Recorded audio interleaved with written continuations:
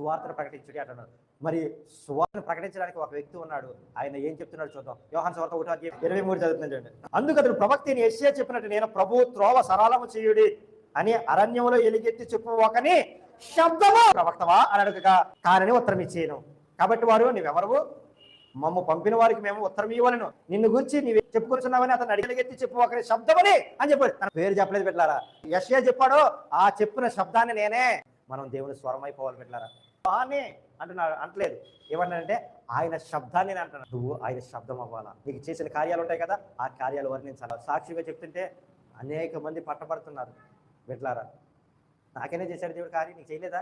యోహాను ఎవరైతే మార్గం సరళం చేయబడినని చెప్పబడిన వాక్కు ఉందో ఆ వ్యక్తి యొక్క శబ్దాన్ని నేను అని చెప్పుకుంటున్నాడు. మరి నువ్వు కాదా? నీకు ఆ పని లేదా? నా పని ఇచ్చింది నీకు కాదా? సువార్త పనిలో వాడబడాలనే ఆశ నీకు లేదా?